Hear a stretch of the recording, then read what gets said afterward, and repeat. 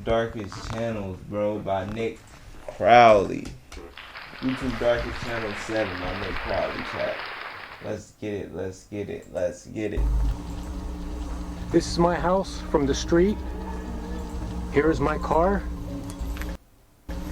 This is a 2-bedroom brick ranch, conveniently located. It's the final day of February 2008.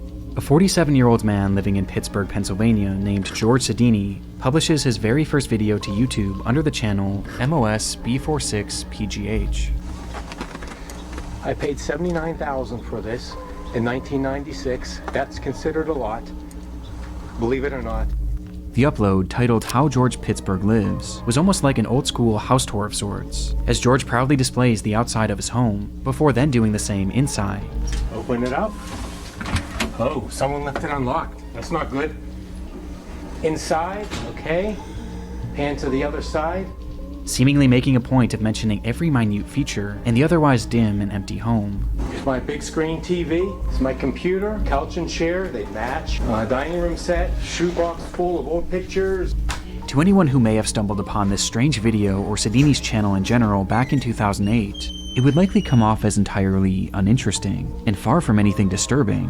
However, to those who find it today, this couldn't be more different, as the account carries with it a layer of disturbing context due to the events that transpired after this first video was published, events that have since transformed the MOS B46PGH page into one of YouTube's darkest channels. Please meet every woman's dream. Do something so she remembers your name. Keep your mate with you. Make sure he's someone you can trust. Just be careful, is all I can say. I'm gonna post this and see what comes back. Let's get it.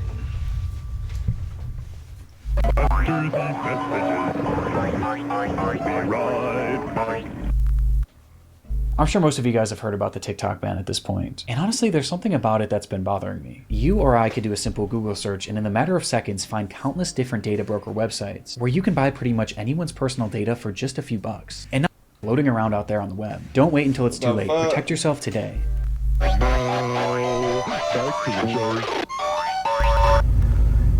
Little hallway, 2 bedrooms. 2 bedrooms. To the right is my bedroom.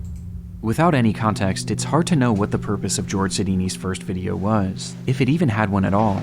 The entire thing just felt so random. But within the footage itself was one clue that hints at the fact that George actually had a very specific reason for uploading this, with that clue coming in the form of a book on his coffee table. Okay, come over here. There's some reading material that we're all familiar with.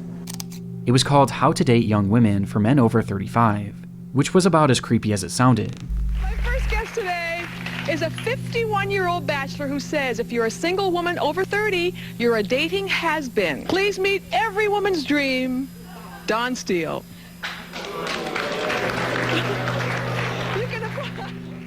Its author, Don Steele, had made a living as a dating counselor and life coach, creating various books and programs that were geared towards socially awkward men, exploiting them with the promise that someday they'll be able to get the younger girl of their dreams, even after they reached middle adulthood, and all that they had to do was pay for his course, pay for the book, and dedicate themselves to becoming more desirable. And George Sedini was the perfect target. Despite having a successful career as a systems analyst at a law firm, he struggled to maintain any relationships with the women that he met.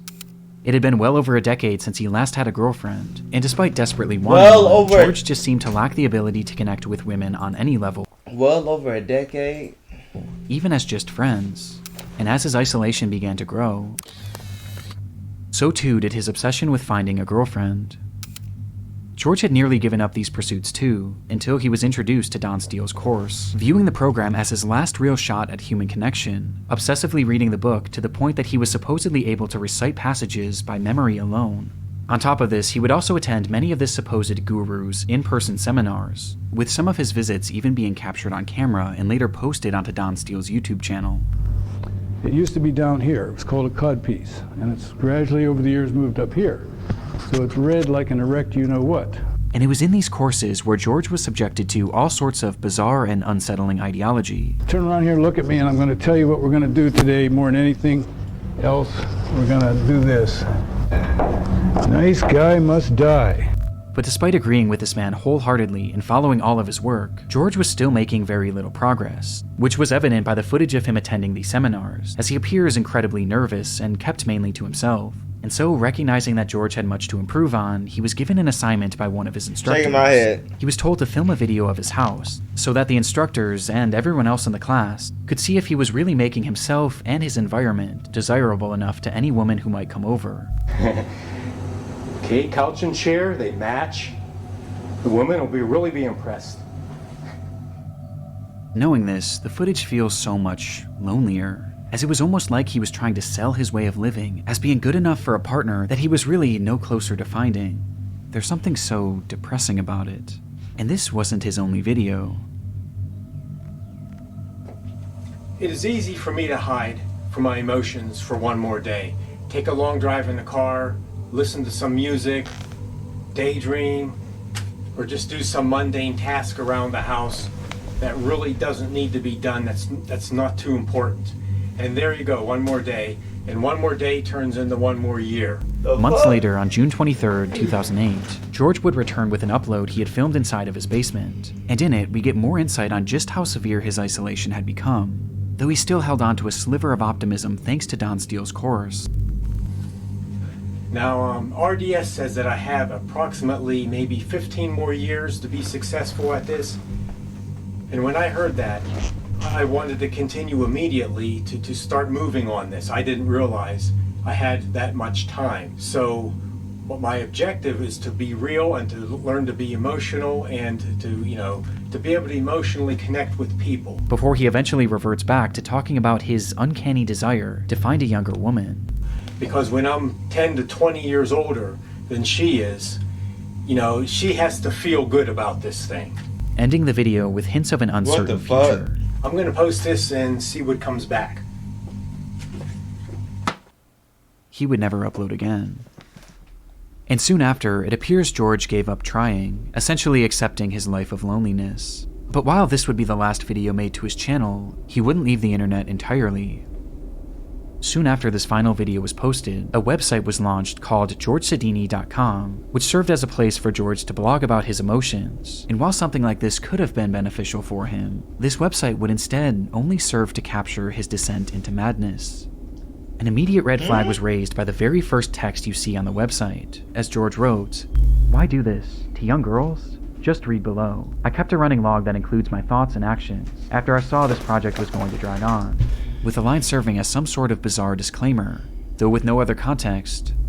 George's entries began. December 22nd, 2008. Time is moving along. Plan to have this done already. I will just keep a running log here as time passes. Many of the young girls here look so beautiful as to not be human. Very edible. After joining this gym, started lifting weights and like it.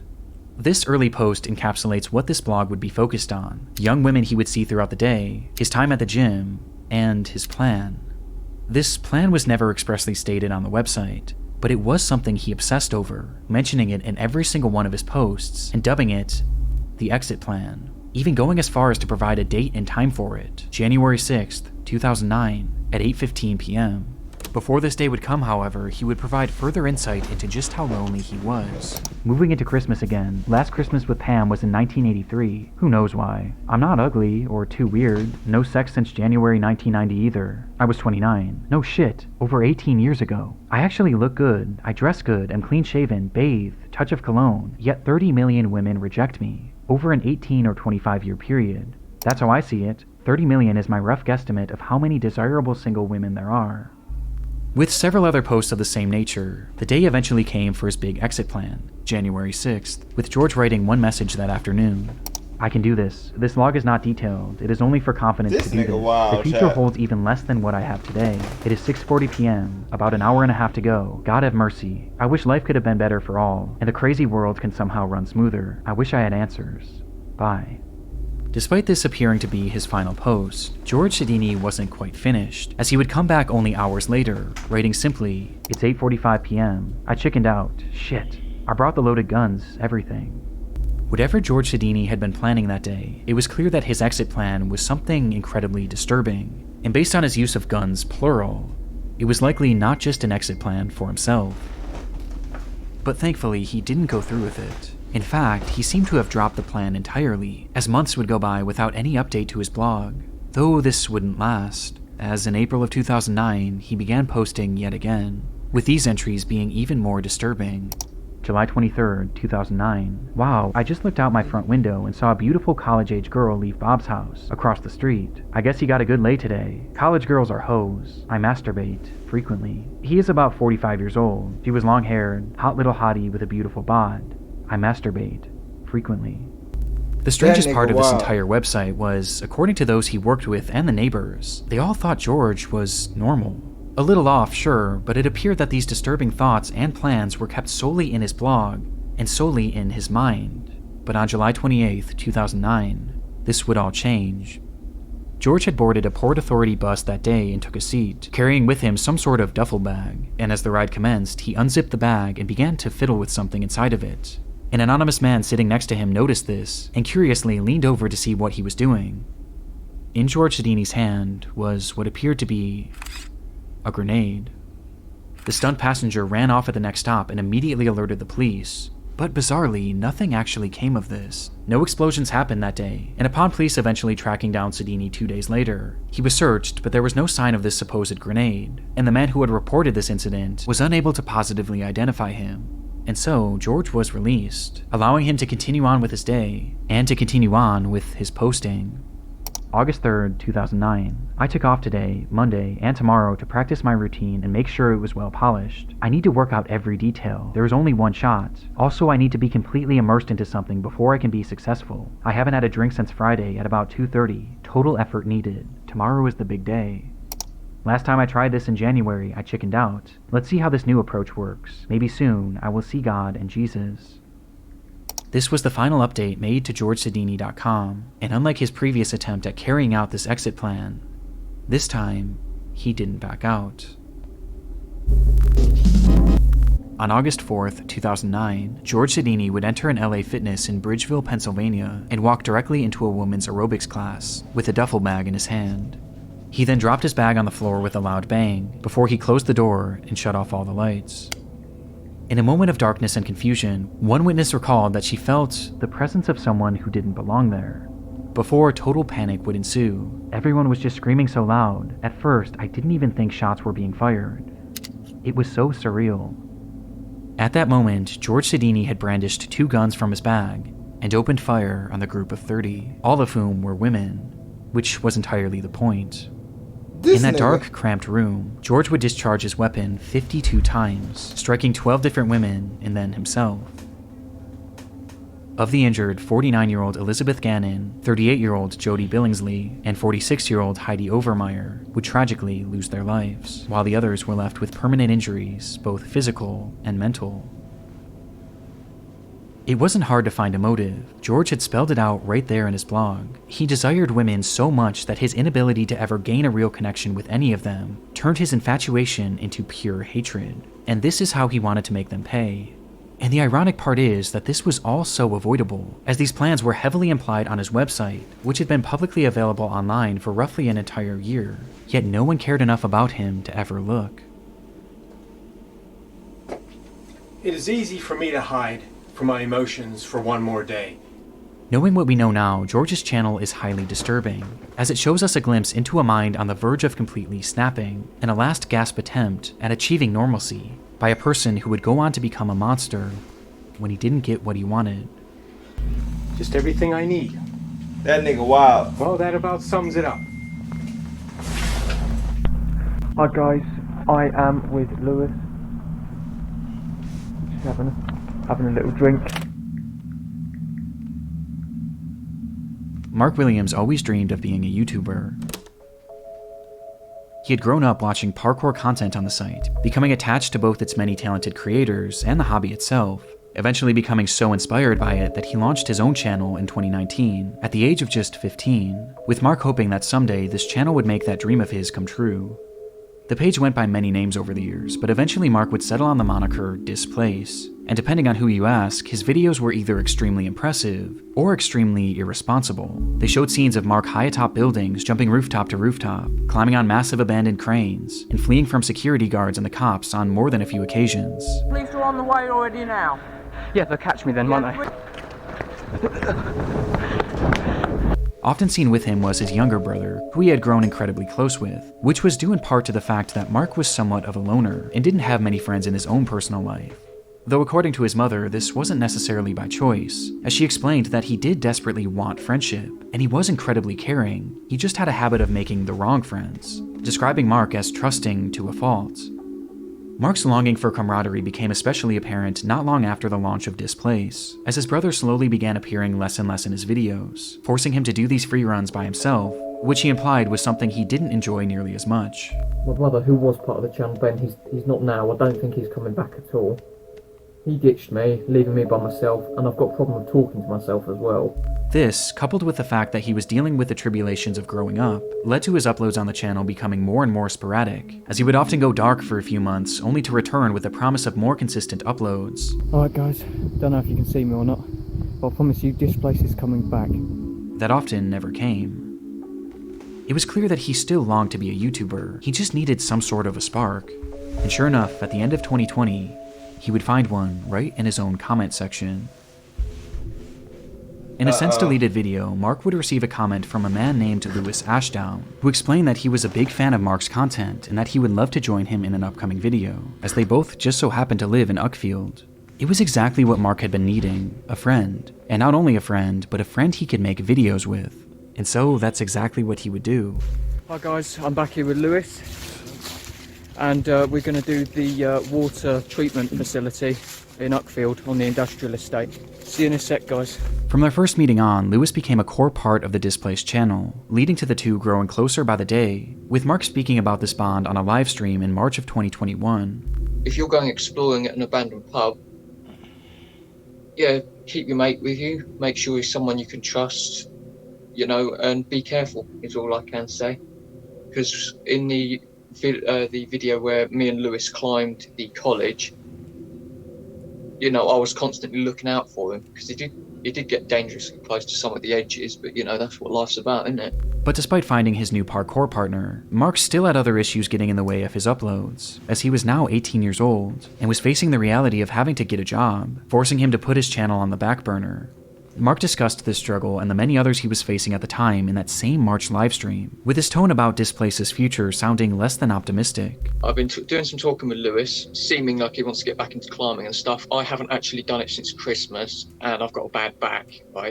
It's been getting worse and worse lately. Don't know why. I need to go to the hospital and have myself checked out. I am not sure where my channel is going to go. I don't know if I'm going to keep doing these videos. I don't know if I'm going to be doing different videos, or whether I'm going to stop completely. But unlike other times when he had gotten down on his channel, this time he wasn't alone, and his friend Lewis was there to have his back, as he pushed Mark to continue his work, even showing up in the comments of this livestream under the name Moral Unknown, where he went as far as to offer up a potential location that they could film their next video in order to get Mark re-inspired.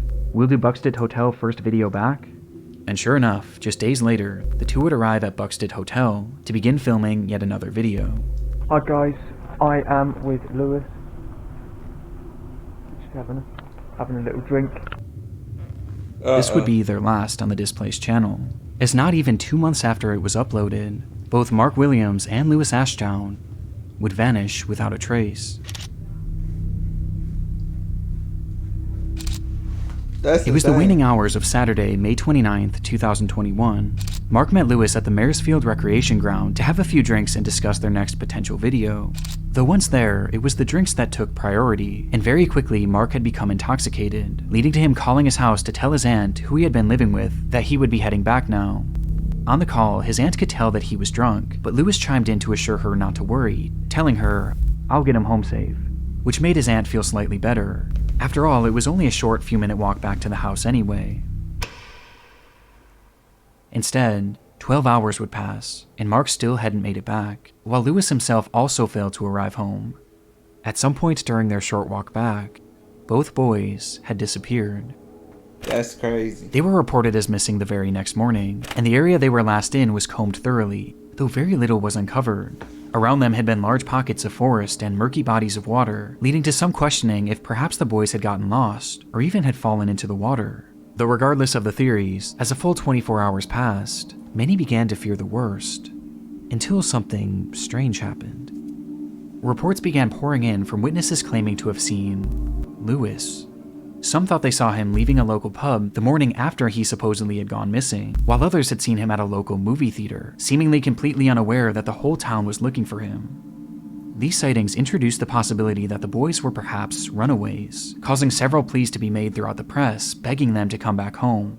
But it would be the police who would find Lewis first, tracking him down at his friend named Liam Hansen's house. There, the cops fired off a barrage of questions, as they not only tried to get answers as to where the boys had been, but more importantly now, they needed to know where Mark was. Throughout all the sightings, it was only ever Lewis that had been spotted, and even now, after searching this friend's home, Mark wasn't there either. So where had Mark Williams gone? That nigga Lewis. Well, Lewis himself offered very little, outright refusing to speak on the boys' whereabouts. But his friend Liam wasn't so quiet, as when he was questioned separately, he claimed to know exactly what had happened on the night of May 29th, 2021, the day in which both boys had disappeared. And he knew because Lewis had told him. According to the boy, the night that Lewis and Mark had met at the park, Lewis poured a cocktail for his friend, and then another, each one stronger than the last, causing Mark to become drunk almost immediately. Realizing he was drinking too much, Mark told Lewis that he had enough, but Lewis persisted, outright demanding that he keep drinking, leading to Mark begging Lewis to let him stop. At one point, Mark's pleas finally caused Lewis to back off, as the boy instead agreed to make him a non-alcoholic drink, only for him to fill the cup with even more liquor when Mark wasn't looking. By 11:30, Mark could barely stand, prompting him to make that phone call to his aunt, letting her know that he would be back soon. Meanwhile, Lewis had been so preoccupied with getting his friend drunk that he was still fairly sober at this point, and in his sober state, he promised Mark's aunt that he would get him home safe. Seconds after that phone call ended, Mark hunched over to vomit, which is precisely when Lewis pulled a large kitchen knife from his pocket and plunged it directly into Mark's back. Mark stumbled and asked Lewis to call him an ambulance, being unable to comprehend what had just happened, to which Lewis responded by laughing, before doing it again, and again, and again. This is what Lewis had told Liam in the days after the alleged attack, but as Liam recounted the story to the police, he made it clear that this wasn't just a tall tale, as he had actually seen it for himself. When Lewis had told him the story, he pulled out his phone and put it up to Liam's face, revealing that he had filmed the entire ordeal. And sure enough, when police searched Lewis's devices, they would find that footage, though it was far worse than they ever could have imagined.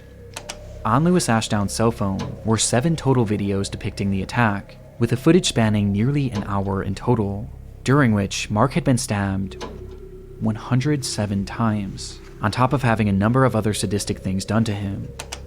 And all the while, it was said that Lewis was giggling manically. When asked about what he had seen in those recordings, Liam provided further detail on just how awful the attack was, recounting that he ripped Mark's eyes out. Proper psychotic stuff. I was going into shock. I was shocked how he came out with it. I wanted to run and tell someone. This was clearly not a normal crime. It displayed a level of evil and hatred that goes past human comprehension, and due to its brutality, police assumed that surely something must have happened between these two to breed so much hatred inside of Lewis. But according to Lewis, this wasn't actually the case. Instead, he stated that he had simply found Mark to be annoying, and that he had been wanting to kill him for some time because of this, and had just been waiting for the right moment. Plus, he always wanted to know what it was like to kill someone. And that was it. That was his entire motive. That's crazy. Lewis Ashdown would be arrested the day he was found, and later sentenced to life in prison, with parole eligibility in 25 years, while Mark's body was found dumped in a nearby body of water, and eventually given a proper burial. Hi guys, I'm back here with Lewis, and we're going to do the water treatment facility. With this context, Mark's channel is utterly devastating. All he wanted was a friend to film videos with, but sure enough, as his mother had warned, he was trusting to a fault. If you're going exploring at an abandoned pub, yeah, keep your mate with you, make sure he's someone you can trust, and be careful. Which brings us to a disturbing revelation. Just months before he would kill Mark, Lewis was the one that encouraged him to get back out there and film with him, and based on his testimony that he had been wanting to kill Mark for a long time, it makes it very clear that he was doing this not to be a good friend, but to get Mark alone in an isolated spot so that he could carry out his plan. And adding more weight to this theory, when they visited the Buxted Hotel, which Lewis himself had suggested during the livestream, Mark was uncharacteristically drunk. Hi guys, I am with Lewis. 7. having a little drink. Okay, so we'll smash this after we smash these. which was never really part of his channel before that upload. And Lewis was uncharacteristically nervous. God damn. We're going to do a couple more bangers. Can't tell you what they are in case anyone's watching that shouldn't be watching. Who's watching? Well, no, I mean watching the videos, because I know that the police do watch my channel sometimes. Paranoid even of being caught by the cops, despite being totally unfazed in previous videos, where in some he was literally being chased by security guards. And coincidentally, by the end of this video, we get an indication as to why Lewis was so nervous.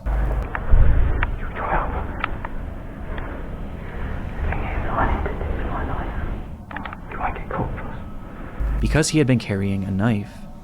All this leads me to believe that that night, Lewis pushed Mark to film a video in an abandoned location, then got him drunk, and was going to carry through with the murder, before eventually backing out for unknown reasons. And all the while, Mark was completely unaware, never once suspecting that the man he had been filming with had secretly been plotting to kill him, and one day would actually go through with it.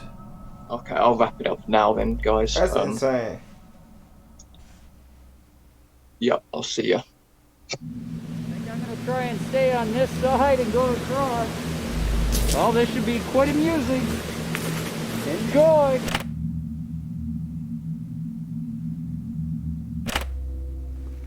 Joshua Brown started his YouTube channel back in 2010, a time when many individuals, including himself, used the site to upload random videos offering momentary glimpses into their lives. Joshua was in his mid-30s at the time and had recently finished serving in the Navy, before eventually settling down in Canton, Ohio, where he focused on his many passions. He loved driving, he loved technology, and he loved a little bit of danger. And soon, he became infatuated with a product that was essentially the sum of all three.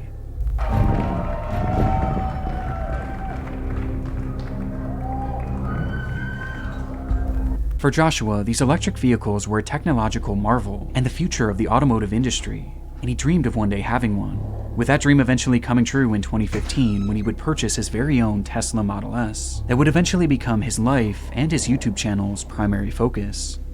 He began uploading videos of his new car immediately, but rather than these focusing on the vehicle itself, it was its most controversial feature that interested him the most: autopilot. The feature had become available for Tesla drivers in October of 2015, which is exactly when Joshua purchased his car and began uploading these videos showcasing its possibilities. That nigga, wow, he was... It takes all the stress out of it. Get to your destination slightly slower, but hey, at least now you don't have to worry about anything. It's just let it go. He wanted to essentially be a pioneer, providing an overview of what self-driving was really all about, breaking down the specifics and showcasing a variety of unique situations that you might find yourself in if you were to use this driving mode yourself. This section in here is going to be very, very difficult for the car to handle. We're filming this just so that you can see scenarios where the car does not do well, so that you've got something to judge off of it when you're driving on your own. And he tried to make a point of doing so safely, as he never used the camera behind the wheel, and always had someone helping him to avoid any accidents. But despite his focus on safety, it was clear that he was pushing the capabilities of this brand new technology, as at this point it was still in its infancy, with one of the more glaring red flags being the placement of his hands. Here we are, stop and go traffic on 271, and geez, car's doing it all itself. When Joshua was shown driving, he hardly ever had his hands on the wheel, as he said he wanted to get the true experience of self-driving. That nigga, wow. This was something that Tesla had actually adamantly advised against, and even had visual and audible warnings if it detected that your hands were off the steering wheel. But Joshua seemed to find a workaround, as he instead used his legs to avoid tripping the sensor, while keeping his hands close by, ready to grab the wheel in case of an emergency. How I actually do it is so that it is really actually hands-free, is I keep my knees up, because the tack works pretty good, but I can still get my foot down to a brake, and just keep it like this, because you can react so quickly. It was clear that Joshua truly believed that this car that was driving him was safe, and this belief was only strengthened on April 5th of 2016. That day, Joshua had been driving his car on the interstate when a large truck suddenly merged into his lane, with its driver not even seeing his car. And before Joshua could even react, the autopilot kicked in and veered out of the way, avoiding what would have been a certain collision. Amazed by the event, Joshua would upload dashcam footage of the close call to his YouTube channel, where he praised the vehicle's response. "Tessie did great. Excellent job, Elon." This video would immediately go viral, exploding to over 4 million views between the two versions that Joshua had posted. But while the response to this video was overwhelming, especially for a channel that was accustomed to getting just a few hundred views, there was one response in particular that impacted Joshua the most. As Tesla's owner, Elon Musk, would repost the video on Twitter. Stunned by the tweet, Joshua would later state, "For something to catch Elon Musk's eye, I can die and go to heaven now." What the fuck? He had no way of knowing then, but this would not be the last time that Elon Musk would tweet about him, though his next feature would be under much different circumstances. It happened just 1 month after Joshua Brown's video had gone viral. He was driving on Highway 27 on a clear sunny day at approximately 4 p.m. With open road ahead, Joshua turned on his trusted autopilot, and it stayed in autopilot mode for over half an hour, as at this point, his trust in the car was higher than ever, causing Joshua to seemingly lose focus on the road, as he was quickly coming up on an intersection where a massive 18-wheeler had been turning left, blocking Joshua's entire lane. Joshua was seemingly so unfocused that he didn't even notice it. Even stranger, the car itself didn't detect this either, despite the entire trailer being horizontal in their lane. This was due to its pure white body, as the sun was shining so brightly against it that, for whatever reason, it became invisible to the self-driving AI. And with neither Joshua nor the car registering the danger that they were in, the vehicle would strike the trailer, going 74 miles per hour. Damn. There were no attempts by Joshua to even move the steering wheel, and the brakes hadn't so much as been tapped. The collision happened at full speed, and it happened so fast that the car drove straight through underneath, shearing the entire top of the vehicle off, and continuing driving full speed down the road, before it would eventually crash to a halt. When the driver of the truck rushed over to see the damage, Joshua Brown was already dead, and the truck driver could hear nothing but the sound of Harry Potter. You can own it on DVD and video. The adventure is bigger. The magic is stronger. Harry Potter, Harry Potter. Discovered in Joshua Brown's car was a DVD player, which many believe Joshua had used to watch Harry Potter while on that drive, thus explaining why he never reacted to the impending collision. Now, this is something that has been disputed by his family, and ultimately it doesn't seem to have been fully proven or disproven. But in the end, the fault of the accident was placed mainly on the driver of the truck, who had made that left turn, and Joshua Brown, who had failed to pay attention to the road, as it was revealed that during his 37-minute drive, he only had his hands on the wheel for just 25 total seconds. Joshua Brown always wanted to be part of the innovation of Tesla's autopilot, and in doing so, he wrote himself into the history books as being the first person to ever perish in a self-driving accident. And while this is no doubt a tragedy, his death has led to numerous safety improvements and a better understanding of the self-driving technology that he had given his life to study.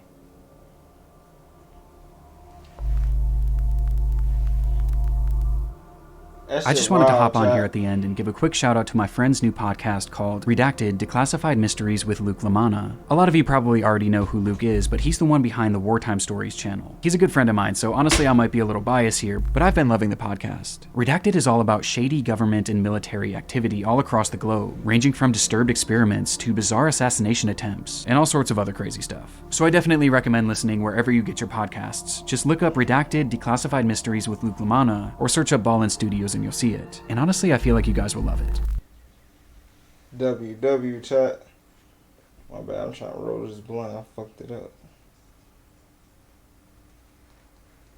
Trying to roll a blunt, I fucked up. WW chat.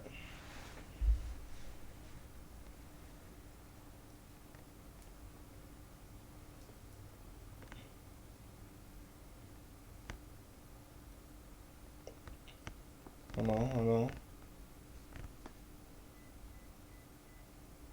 I ain't gonna lie, Chad, that shit was wild. The first one was wild. I ain't gonna cap. The first video was wild. That second one, bro, his obsession was just trying to kill a nigga that's trying to do videos. Now that made me be like, bro, what?